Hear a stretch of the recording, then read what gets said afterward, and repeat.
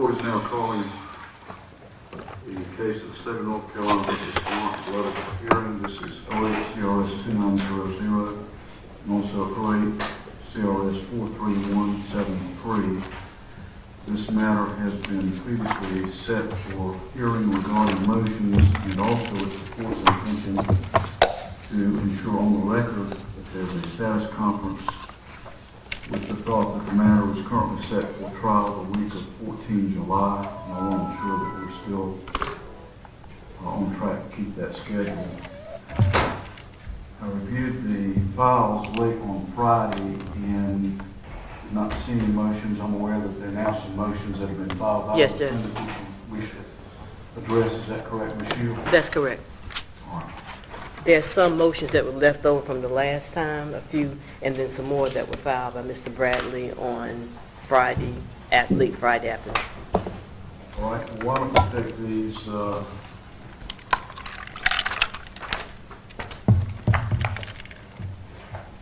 with the newest motions first, and then we'll kind of move back. Unless you've got some reason to address it otherwise. All right, Judge. Before we get to that point, however, I want to make sure that the records clear that all media personnel in the courtroom, and as it's my general practice to address them to ensure that I'm aware of a specific request for media coverage of this hearing, and to allow the parties an opportunity to hear as to that. See Ms. Lewis from the RAL in the courtroom. Ms. Lewis, what's your request? I'm sorry? What is your request? We would like to cover those today. And when you say cover, what do you mean? We would like to have our video camera here in the courtroom during the pretrial motions. All right. And I see Ms. Gibbs from WTVD. Yes, good morning, Your Honor. Yes, ma'am. We would like to request permission to record audio as well as video of these proceedings. All right. The other media personnel here represent other entities. I'm Chris with Tamara with WTVD. My request is the same as yours, Your Honor. All right. My name is Mark Alexic with Time Warner Cable News. Same request as Tamara. Same request as George. State wish to be heard about those requests? No, Your Honor. Does the defendant wish to be heard about those requests? No, Judge. All right. The court's discretion in going to allow the media coverage as requested by each of the media outlets. They will be allowed to videotape the proceedings to include audio and visual taping of this matter. Now, Ms. Shields, do you wish to be heard? The first matter I have in my hand is the defendant's motion to sequester witnesses. Do you wish to be heard? Yes, Judge. I think that may have been filed last time. If not, I want to make sure it was filed this time. I'd like to have the witnesses sequestered for the trial, and it may be we want to be heard after we hear the other motions that were filed on late last Friday, because they are interrelated. Which do you believe is appropriate to address first? Let us go to the defendant's motion for voir dire regarding evidence of other crimes and alleged admissions. All right.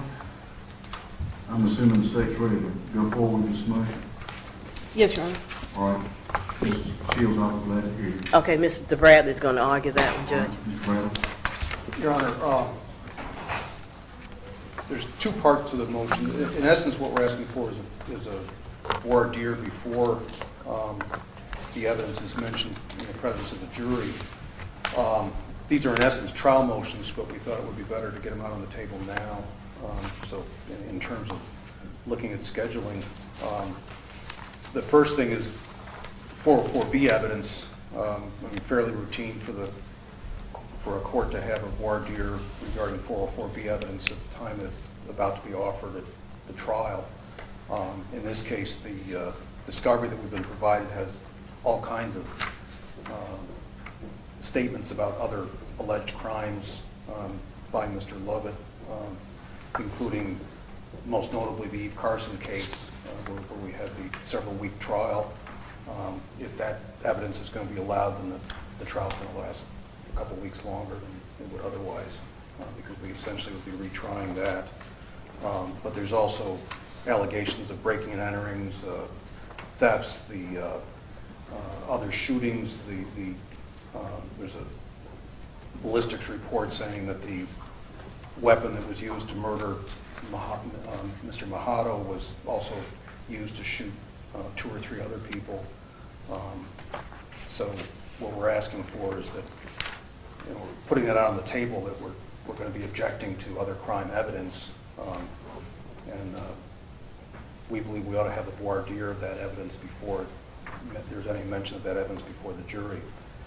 The second portion relates to testimony of alleged admissions by Mr. Lovette regarding the murder of Mr. Mahato. And I'd like to approach with excerpts from the discovery and a copy of a case, if I may, that I provided earlier this morning Yes, sir. to the prosecutor.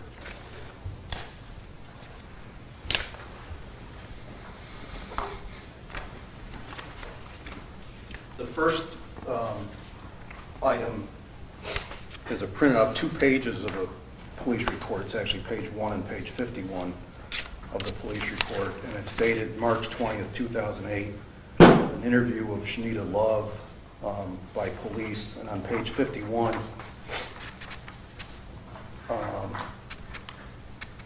right about the middle, there's a question by Officer Stevens, which says, "What did Rio tell you about the Durham murder?" And Shanita Love's answer is, "Nothing. I didn't even know anything about that Alvin had anything to do with that." Alvin referring to Mr. Lovette. So it appears to us that on March 20th of 2008, Shanita Love is denying that she knows anything about the murder of Abhijit Mahato. The second item that I provided is an excerpt of the federal grand jury testimony of Decoya Mabry, who was Demario Atwater's half-sister. In particular, on page 27 of the excerpt of that transcript, at line 12, there's a question, did he ever make any admissions to you? And her answer is, "No, sir." I mean, previously, I believe it was on the 12th of March of 2008, she claimed that Mr. Lovette had admitted the Mahato murder, which frankly is where we believe the indictments in this case came from. She also,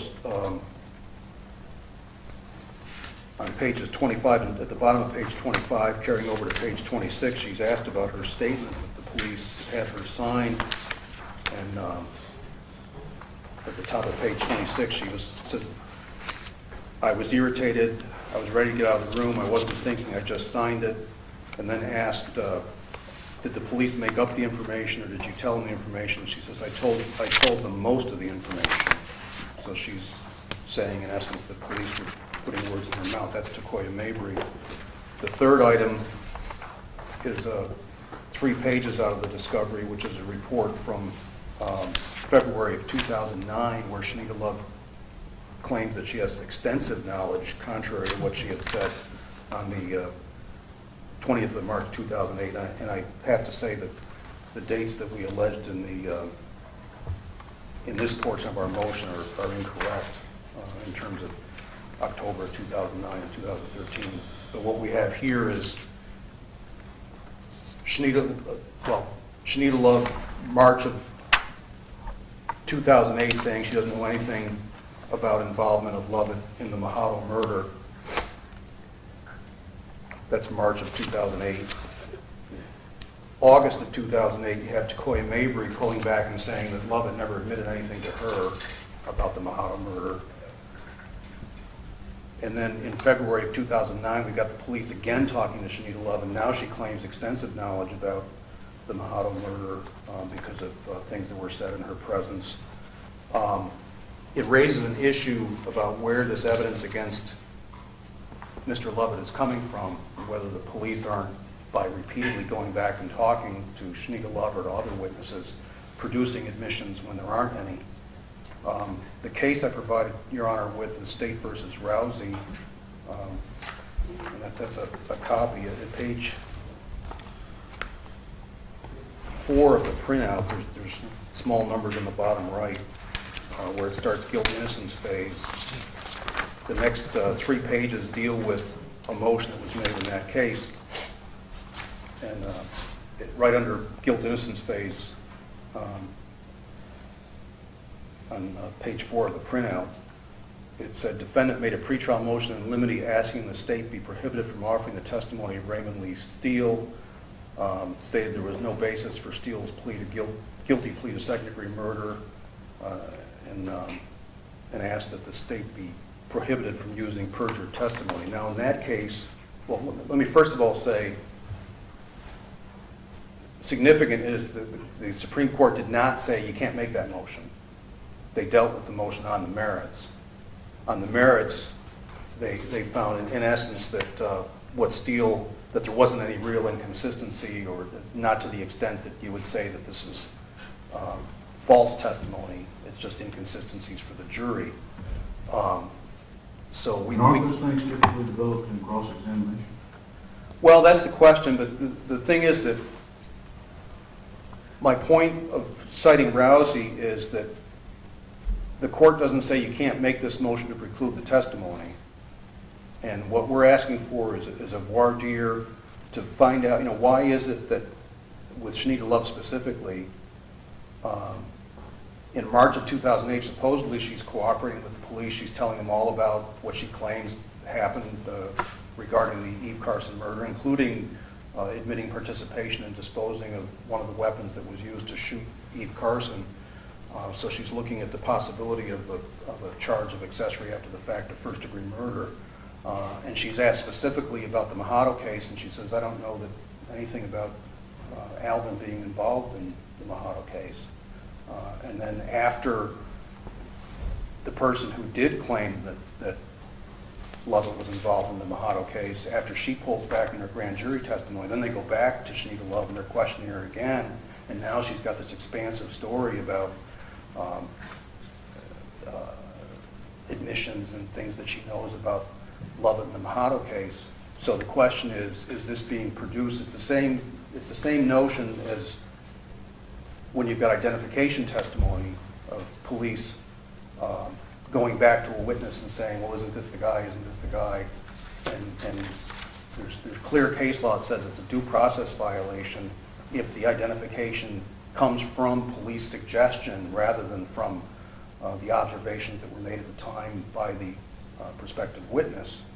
That they say it's a due process violation. So our contention is that if the police conduct themselves in such a way that there's a substantial risk that a witness is going to make up testimony, that under Rule 403, the court has the power to conduct an inquiry about that and make a determination before the jury is allowed to hear that evidence. And so we're asking that the court do that for these witnesses that at one point claimed to know nothing about the case, and at another point claimed to know a lot about the case in terms of admissions by the defendant. I don't think it's just not a fair situation for the police to keep going back to a witness who says they know nothing and trying to get more and more information, and having a witness cooperate by giving them more and more information. It raises a suspicion which the court ought to consider in deciding whether the jury should be able to hear this testimony or not. I mean, you could say the same thing about suggestive identifications, just say, well, it just all goes to the jury, but that's not the law. The law is that there's a due process violation if the identification by an eyewitness, if an identification of the defendant comes from police suggestion, or there's a substantial risk that it comes from police suggestion and not from the witness's actual recollection.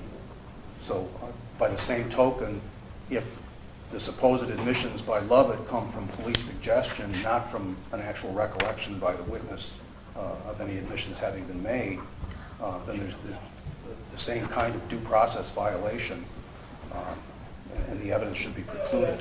So at this point, we're asking for there be a voir dire before evidence of admissions is placed in front of the jury anyway. Well, I think I understand the logic of your analogy between pretrial identification and a statement where police go back several times. And I understand case law that relates to that. Do you have any authority that says that this analogy that you're trying to draw is supported by cases?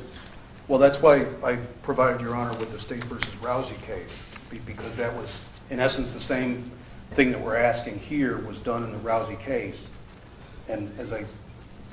Now, what I'm asking is, do you have authority to support the idea that where police go back on multiple occasions to get statements, or to clarify statements, that there's a due process violation? That's what I'm asking. There's a due process violation if the state is offering perjured testimony. I understand that. Okay. I got that. But I think you have to look at the process by which the alleged admissions were produced and decide, are we into that area where the state is, in essence, offering perjured testimony?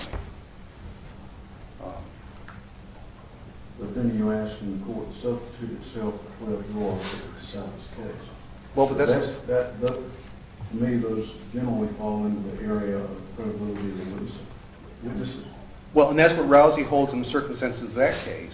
But the thing there is that there's an issue. There's a question whether what Rousey said in his plea to second-degree murder and what he was claiming, whether there was any actual inconsistency there. And so in that case, it goes to the jury. But I think if Your Honor were to hear in voir dire the proposed evidence, and if Your Honor were to decide that, in your opinion, this witness is making this stuff up, and the reason she's making this stuff up, or he's making this stuff up if it's a different witness, is because the police went back and produced these claims by their suggestion, not because the witness actually remembers something, I think you're into Rule 403, where if there's a danger of unfair prejudice, Your Honor can preclude evidence, even though it's relevant, even though it's otherwise admissible. You've got the power under Rule 403 to protect the defendant's right to a fair trial by not allowing evidence that's produced by police conduct in terms of repeatedly going back to witnesses and asking them the same questions that they already had answers to under circumstances where the witness supposedly is already cooperating and providing full disclosure. And yet they go back and ask for more, and now she cooperates further by giving them more. It's an issue that certainly is raised about, in our minds, whether we're looking at a fair trial situation. I think it's a due process violation. The court can make the determination based on a hearing where you actually hear the circumstances of how this witness came to the point of claiming admissions by the defendant when the witness did not, when specifically asked, did not claim there were admissions, in fact said that she didn't know anything about it at a time when she supposedly is cooperating. I think Your Honor can make a determination about whether there's a substantial risk that perjured testimony would be offered and prevent the testimony from being placed in front of the jury. I don't think everything just goes to the jury and you throw everything on the wall and see what sticks. I think there's due process concerns when the evidence is being produced not by recollections of witnesses, but by police conduct. That's where the due process clause gets into the analysis. And it's something that Your Honor really can't decide until after you've had a hearing and you see for yourself how the claim of admissions came about, and you have to decide whether there's a danger of unfair prejudice to the defendant. Did you wish to be heard further as to any aspect of this motion? No. All right. Mr. Norwood, who's arguing? It's also the argument this matter, Your Honor. Well, Thank you, Your Honor.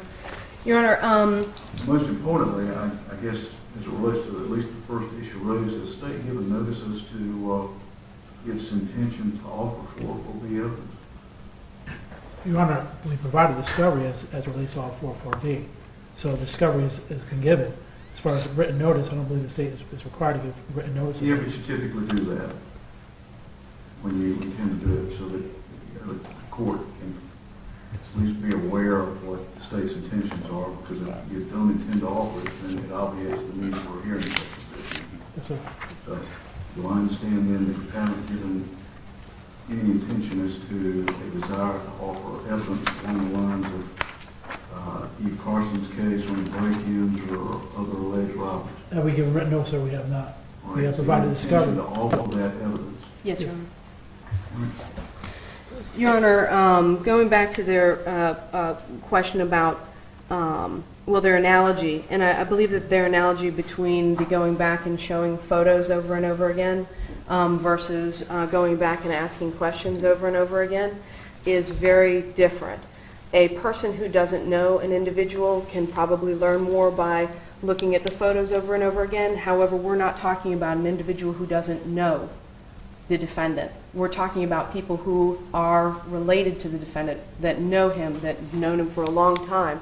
And therefore, that knowledge base can grow over time. So the police are right in going back.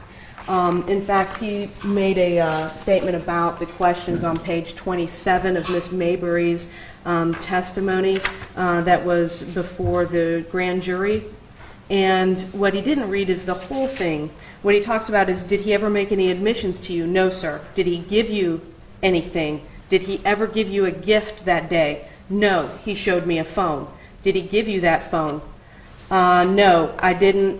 He tried to give it to me. I didn't take it. Whose phone was it? Do you know? I heard it was the Duke student.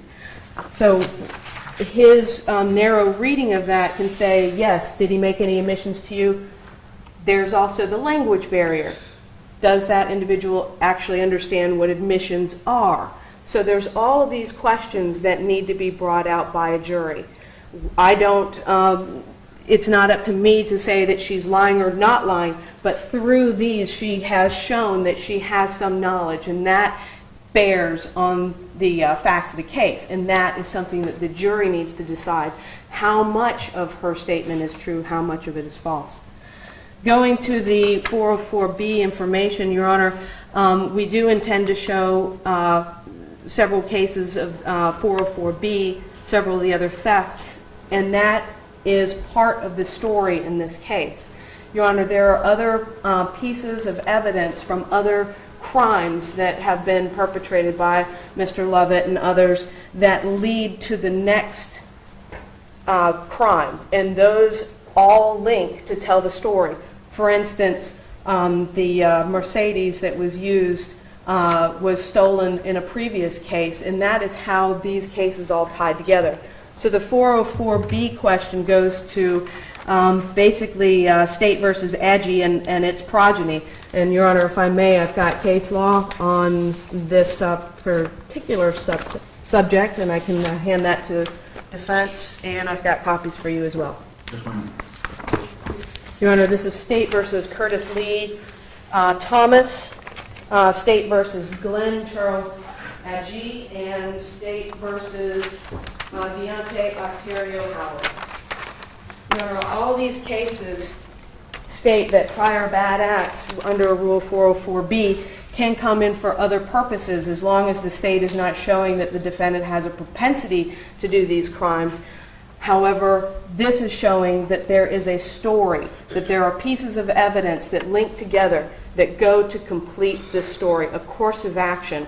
And Your Honor, based on that is why I argue that the 404B would be imperative to the completion of the story, not just for the jury, but for the completion of the whole story for the judge as well. Well, I appreciate what you're saying. I understand that. But I believe what the defense is asking the court to do is to conduct what they're hearing before the evidence as to these uncharged crimes or unrelated crimes are admissible under 404B, so that the court can address it to determine whether under 404B it's proper, under 402 it's admissible, 401 it's relevant, and under 403 it's not more prejudicial than appropriate. The court's got to make that determination at some point if you're going to offer that evidence. So I think what they're asking, if I understand you correctly, Mr. Bradley, they're asking for a voir dire hearing so that the court can determine those questions before the jury actually hears evidence. Is that what you're asking? That's correct, Your Honor. You're not, at this point, arguing admissibility, only that the court address the hearing prior to a determination of admissibility. Yes. Correct. All right. That's right. we on track, Ms. Ellen? Yes, Your Honor, that's fine. So what's the state's position as to whether it's appropriate for the court to conduct a voir dire hearing as it relates to each of these issues before the jury hears it, assuming the court finds it to be admissible? Your Honor, I believe that that would be a motion to suppress, and I believe that I have no problems with doing a hearing of that nature. All right. Now, let me make sure I understand what you're going to be offering. You've related information involving the stolen vehicle. What else? Your Honor, Just so everybody's aware of what you're going to be doing. I believe that there is, and I've got a timeline here. There is the incident of Mr. Mahato's death on 2008. There is a case of a robbery and shooting on the 19th, where the shell casing, that's after a shooting, or let's see here. There is another robbery where on the 17th, where the Mercedes. 19th, I don't know what you're referring to. I'm sorry. What? The January 17th, 2008. That's case number. This is not the CRS number, but the police case number. Right. 1894. And that was a burglary on 3509 Suffolk Street where a Mercedes was stolen. And that's 17 January? 17 January. And you've got 19 January you referred to, I think I heard you say. Yes, Your Honor. There was a case that occurred on 19 January. A shooting at 2920 Chapel Hill Road, the 9mm shell casing that was located there. There was also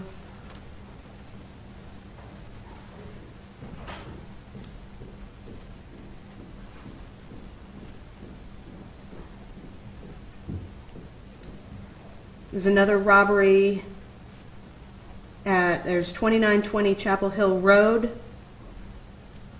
Burglary at Suffolk, that was on the 17th.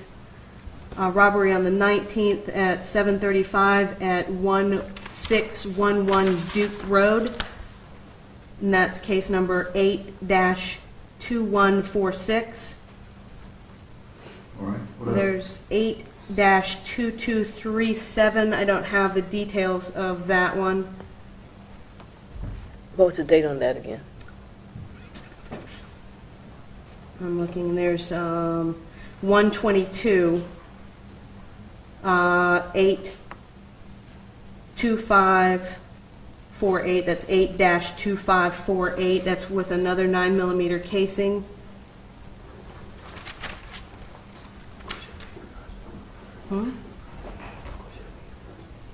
And we have the Eve Carson homicide as well.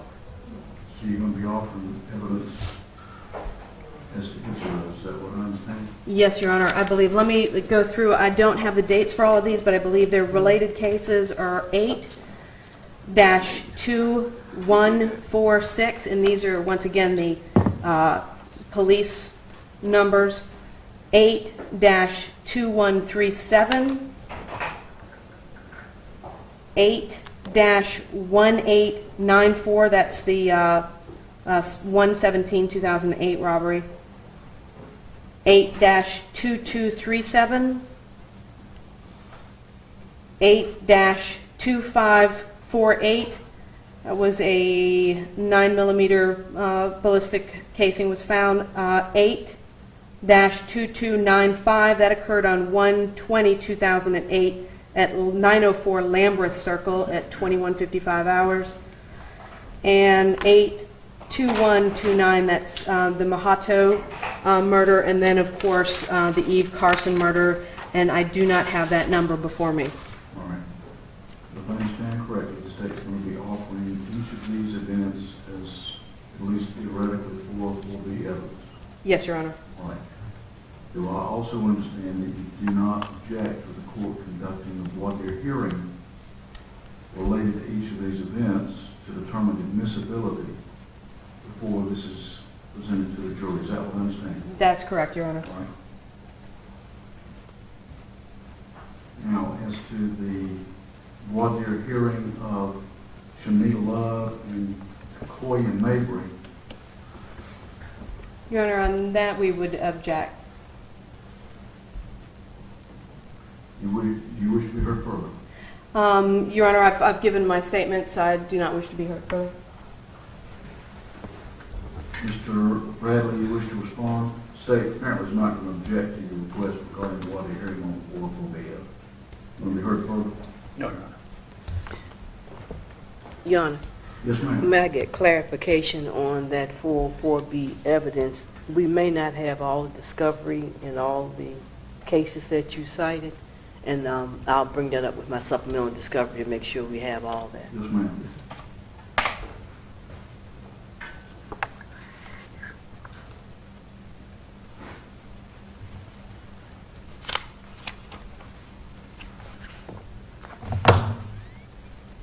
All right, then, with respect to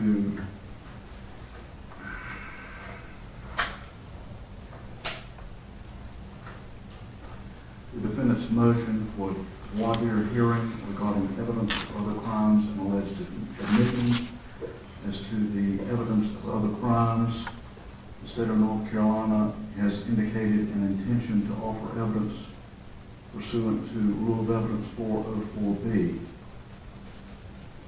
Those descriptions of each event are included previously in the record.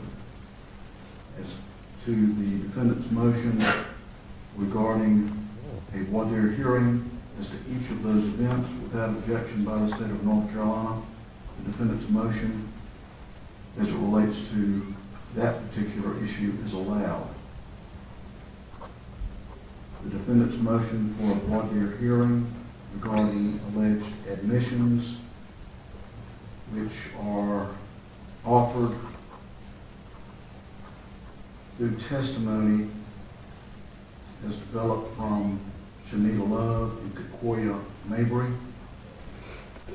At this point, the defendant's request for a voir dire hearing as to each of those witnesses is denied. Mr. Laurence, Ms. Ellis, will you prepare the order as it relates to those rulings? Yes, sir. Yes, Your Honor. And make sure that council sees those so that they can voice any concern.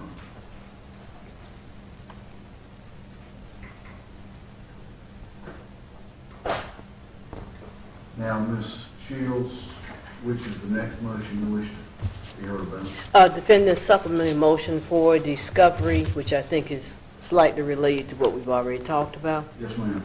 I had filed a supplemental discovery motion before, but this one is to make sure we have all the reports as it relates to the witnesses that the prosecutor intends to introduce into court at the trial. The reason why we're asking for this, Judge, and going back over the voluminous discovery, I realized that there were some witnesses we did not get either their video or their audio or the interview notes, specifically as it relates to Maurice Wiley. We did not get all of the audio statements that he gave to the officer, specifically Detective Farrell, that was related to on March the 20th, 2013. And we did not get all the notes of the interview of Jordan Pilgrim that was given to police officers in the Durham County Jail. We want to make sure we have all the notes and videos. And also, as it relates to Shanita Love, the last time we received a discovery package from Mr. Dornfrey was a 2013 interview from Shanita Love. We did not realize that she had given another statement in 2013, and we did not receive a video. We had always received videos and audios of her statement, so we did not receive video of her statement, the last statement that we got in 2013. But we wanted to make sure that since that time there has been no further statements given by Shanita Love. So we want to make sure we have all of her statements. It also relates to Koya Mabry and Nativia Ellison and Jasmine Fields. And also, we want to make sure if there's any consideration for the cooperation of testimony of any of these witnesses by the state that are going to be called to testify, that we know about that have been offered either expressly or by implication. And it's not limited to just monetary consideration. The reason why we're asking for that, Judge, is that we do know that as it relates to Shanita Love, she did receive federal immunity and no state charges were brought against her in Orange County for her participation in the Eve Carson murder and getting rid of the weapons. And that she also did receive some monetary consideration from the federal government as far as housing was concerned. But that's been disclosed to you? That was disclosed not by the Durham DA. We found that out during the trial. Right. But we wanted to make sure there was nothing else after the trial and while they were still investigating the Durham charges. And did you wish to be heard further? No, not as it relates to, and as it relates to the 404B evidence that we just heard about that they want to introduce and we're going to have a hearing on, we want to make sure we have all of those cases. I'm not sure that we do, so I want to make sure that we have all of those. We have the discovery for Eve Carson, we don't need that. But as it relates to the other alleged crimes, we want to make sure we have all of that and make sure we have all the SBI reports on the casings if anything was sent to the SBI about that.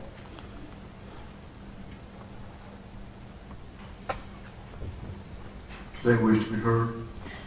Your Honor, I've spoken with Mr. Dornfried, and there are several things that we are looking at to make sure that our file is whole as well. We are looking at making time for Ms. Bethia Shields and Mr. Bradley to come and view the files. I understand there's also a disc that you had requested to view. Yes, it was a disc of the ATM camera Okay. of a car. Okay. And we cannot really tell from the photograph. That was from the robbery of Mr. Mahato, Your Honor. In the discovery notes, they were able to identify the Mercedes that they keep on talking about. But the photograph that we received was very blurred, and we can't really tell what kind of car it was. So we'd like to see the original video of that ATM. Thank you, Ms. Evelyn. Yes, Your Honor. We're in the process of looking at that file, making sure that it's complete, and we will definitely sit down with counsel and go through that. It's my understanding that the 404B, a lot of the cases were in the initial discovery packet, but we'll make sure that you have all of that information. All right, thank you. When we back up, Ms. Shields, you would also ask for the last known addresses of Shanita Love, Jasmine Fields, Corey Mabry, and T.V. Epson, and not the Yes, and that was one of the most important parts of the supplemental discovery, Your Honor. Our investigator, based on the discovery and the address put in the file by the SBI of Shanita Love, we have been unable to contact her. In fact, she was not been able to find that address, and people didn't know who they were talking about. So we'd like to know the last known address for her and for Shanita Love, for Jasmine Fields and Takoya or T.T. Mabry and the T.V. Edson, make sure we have that. But the address for Ms. Shanita Love in Rockingham County, that was not an address that she was at and no one had heard of. So if the state knows another address for her, and I think to be very perfectly honest with the state, it was the SBI that put down the information about the address. Didn't even put a number, a street number. It was a street, but we had the investigator was not able to find her on that street. Is that wish to be heard? As to each of these requests? As it relates to the addresses, no, Your Honor. As it relates to any notes, the only concern that we would have would be any notes made by a prosecutor. I don't believe that we're required to turn over all the notes unless it's something different or that contradicts prior statements. I don't hear Ms. Shields asking for that. I didn't ask for you. But I'm just looking at where it says, or in number 2, we talked about prosecutor's office, and I did not want that to include any interviews made by prosecutors. No, I didn't have that in mind, but if you want to, you can. And I believe number 3, Your Honor, that's any deals or consideration that would be appropriate. And you don't object to giving the addresses of each of these witnesses at the last known location? Well, Your Honor, as far as, obviously, as we're going to be serving subpoenas, we would hope to have at that point the last known addresses. We can share that with defense counsel. Do you know when you will have those addresses? Because I'd like to be able to have my investigator try to contact them. Obviously, we have the trial coming up, Your Honor. We try to get those subpoenas out at least a month in advance, and that's basically 2 or 3 weeks from now. All right. Thank you, Judge. All right, then, as to the defendant's motion for supplemental discovery, without objection, what is requested regarding information related to the 404B evidence, which the state has now indicated an intention to offer. That request is allowed. As to the addresses of each of the parties identified in this motion, to include Shanita Love, Jasmine Fields, Decoya Mabry, Tevia Edson. The state will disclose its last known address for each of these. That's allowed.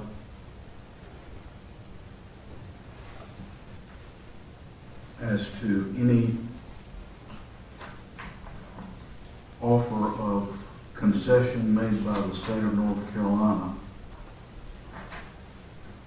whether that relates to monetary consideration or otherwise, to the extent that that has been given to any of these witnesses, that will also be disclosed by the state of North Carolina to the defendant. That motion is allowed.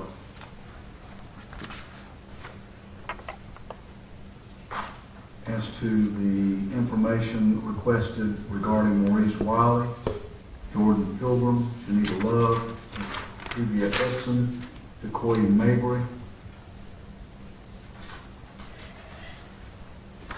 consistent with General Statute 15A 903 and 905, that motion without objection is allowed.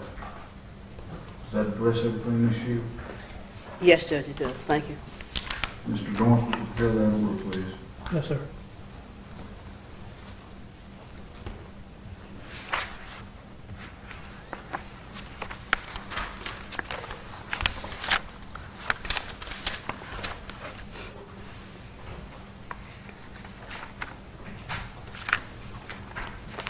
Now I see defendant's motion to sequester all the witnesses. Yes, Judge. You heard about that? Yes, Judge.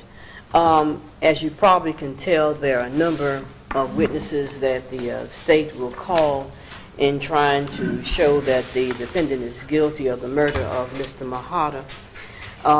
In this case, there is no physical evidence or no eyewitnesses to say that the defendant was there. Most of the testimony that the state would be presenting is based on what the witnesses say were admissions from the defendant. Two of the key witnesses, Shanita Love and Decoya Mabry, were the first to talk to the police officers. Decoya Mabry is the half-sister of the co-defendant in the Orange County case. And Shanita Love is the girlfriend of the co-defendant Atwater in the Orange County case. They live together at some point. We would also have other friends of Shanita Love or Decoya Mabry that may be called as witnesses in order to make sure, which is the whole purpose of the pretrial motions, that we have a fair trial and the appearance of fairness. We want to make sure that the witnesses are able to not talk to each other during the trial and tell their story and let the jury find based on what they say, not upon what somebody may tell them that somebody asked them to say. So we ask that the witnesses be sequestered except for the lead police officer involved in this case. Do I understand your including not only witnesses that might be called by the state of North Carolina, but also the defendant? Oh, I always do that, Judge. Yeah. Right. State wish to be heard. As long as it's reciprocal, Your Honor, and none of these, allowing the state to have its lead investigator say there's no objection. All right, then, without objection, the defendant's motion to sequester witnesses as to all potential witnesses identified and might testify on behalf of the state of North Carolina defendant. That motion is allowed with the exception of the lead investigator as identified by the state of North Carolina. Those witnesses will be sequestered to the extent that they will not be in the courtroom during the testimony of any other witness, but once the witness called does testify, they would then be allowed to remain in the courtroom if they so choose, unless there's a reasonable possibility that the witness might be called in rebuttal.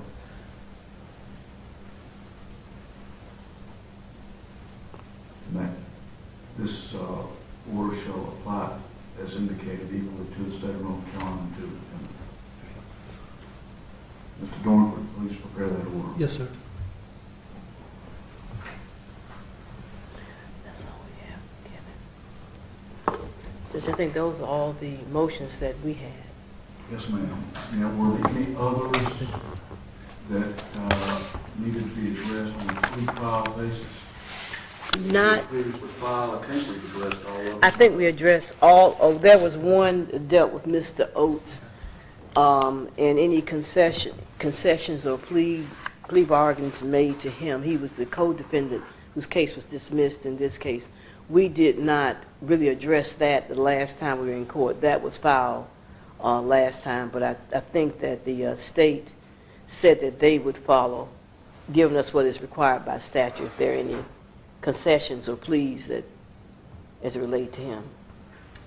For any witness, Your Honor, we would provide any pleas or concessions as far as the pleas have been entered into in our public record related to that defendant, and the state has taken dismissals in other cases. But as far as any witnesses that will be called, we will be turning over any pleas. I would take it that the court's previous ruling regarding supplemental discovery will cover that. To the extent that the record doesn't specifically reflect that, the ruling does address any witnesses called by the state of North Carolina in this matter. The state will provide any concession made to that witness. That disclosure will be made to the defendant.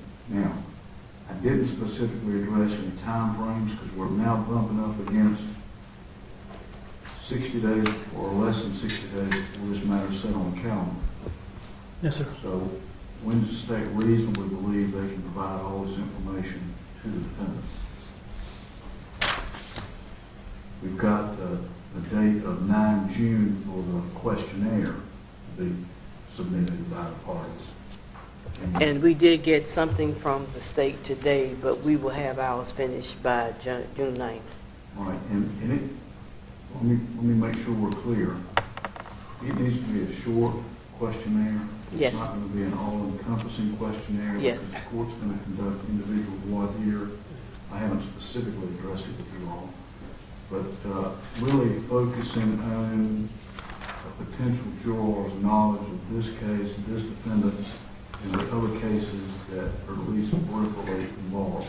That's going to be the focus of the questionnaire. That's going to be the focus of the individual voir dire. Okay. So with that said, can you have all this information in, Mr. Dornford, by 9 June? That's 2 weeks. So, Your Honor, we'll try to the best of our abilities. We would attempt to do that, Your Honor. And I think that as far as we would hope at that point that subpoenas would go out, so we'd have the addresses and we'll be made with law enforcement, and we would ask to set up a time frame that the defense counsel can come and take a look at our files. We'll get with you. And Your Honor, I know the court mentioned June 9th. If I can approach, I prepared. Basically, what I did was, Your Honor, take the questionnaire from, I can't remember her name. Mangum. Yes. Ms. Mangum's case and change the names and dates. And if I can approach with that, Your Honor. Yes, sir, and I'd also appreciate it sent to me electronically. Yes, sir. In Word format so that I can look at it with you. Yes, sir. I'll pass it Changes. to an email to you and to the defense counsel so they can see what is being sent. All right.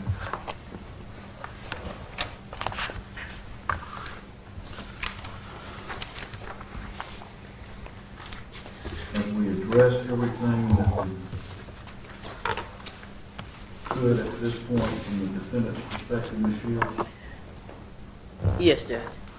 All right, I'm going to set one more motions date just to make sure that we've addressed everything. And at that time, we'll also finalize any issues arising from jury selection to include the process that we'll use for jury selection, and we'll discuss, if necessary, any issues arising from the questionnaire. I'm going to set those motions in that status conference for the week of 30 June. State wish to be heard as to that schedule. Your Honor, I would just ask that, you said it if we could hear it towards the end of the week. I will not be in the country. I'll be arriving back in the country Monday, the 30th. And I know my flight leaves from the other country, the United States, at 2 o'clock in the morning, so I'm not going to be in any position to come in on Monday. All right. That, I think, if my memory serves me, that's the week of July 4th, so it's a short week anyway. Ms. Shields, my thought would be we'll just set 3rd of July. That's fine. Or Thank you. Unless you can do it ahead of that, we'll set it for the 3rd of July. Thank you, Your Honor. Mr. Dornford, if you let Mrs. Clark know the court set the motions for that date and have those included in the calendar. Yes, sir. Is there anything else on behalf of the state of North Carolina? No, Your Honor. Shields, if you give me a chance, have we addressed everything you wanted to already? Yes, sir. And that concludes this hearing as it relates to State versus Lovette. Thank you, Your Honor.